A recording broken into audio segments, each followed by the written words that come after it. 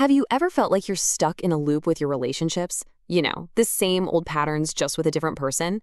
Well, what if the problem isn't them? According to relationship coach Jillian Turecki, the answer isn't out there somewhere. It's right inside you. Her whole idea is that the quality of our relationships is just a mirror, reflecting the relationship we have with ourselves. And to really understand how deep this goes, you have to know where she's coming from. This isn't some dry academic theory from a book. No, this is wisdom that was forged in an absolutely devastating personal crisis. One single day that forced her to rethink everything she thought she knew about life, love, and who she was. So, what really happens when it feels like everything is just collapsing around you?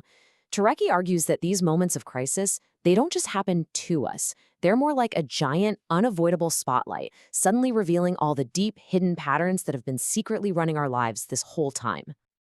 And that feeling, it's not an exaggeration. A breakup is a massive, massive shock to our entire system. Our nervous systems are literally thrown into chaos. Our identity, our daily routine, everything gets disrupted, and it triggers this primal, deep-seated fear of being alone. It's a full-on physiological and psychological crisis.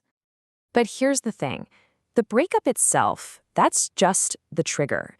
Turecki argues the real long-term suffering, the pain that just drags on, that doesn't come from what happened to us. It comes from the war that starts right after, the one we fight inside our own minds. She calls this the mind battlefield. And you know exactly what this feels like. It's when you get completely trapped in your own head. You start creating these elaborate stories, fueled by fear, convincing yourself you know exactly what the other person is thinking. And then you react to those stories like they're real. It is the absolute definition of self-sabotage. Let's take her example of Kelly. The story that Kelly was telling herself was, my husband doesn't care that I'm completely overwhelmed, which means he must not love me. But the reality? It was totally different. She was trying to be Superwoman, taking on way too much, and she wasn't actually communicating what she needed from him. The problem wasn't him, it was the story she was spinning in her head. So how do you escape this mental battlefield?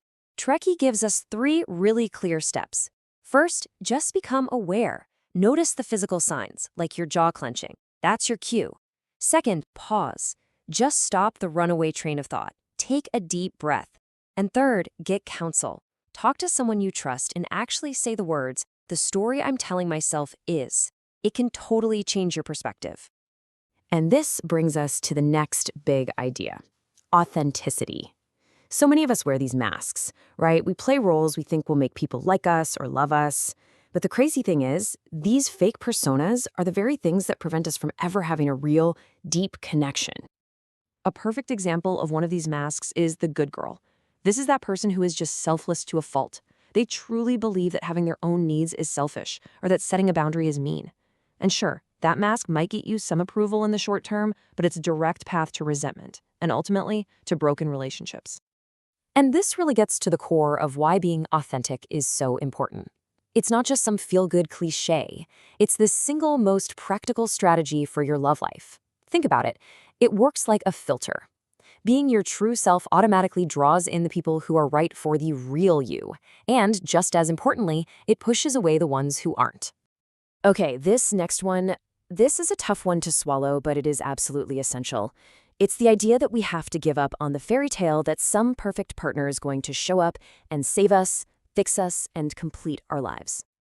The story of a woman named Casey shows this pattern perfectly. Each partner was basically chosen to fill a void.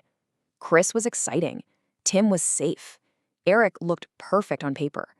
But none of them were chosen based on real, genuine compatibility. She wasn't looking for a partner. She was looking for a rescue. Turkis is so blunt about this because this myth causes so much pain. Believing in the one who will complete you puts an impossible burden on another person, and it stops you from doing the crucial work of becoming whole all on your own. And when we're out there searching for a savior, our judgment gets totally clouded. That intense fireworks feeling of initial chemistry, it feels like a sign, right? Like you found the one.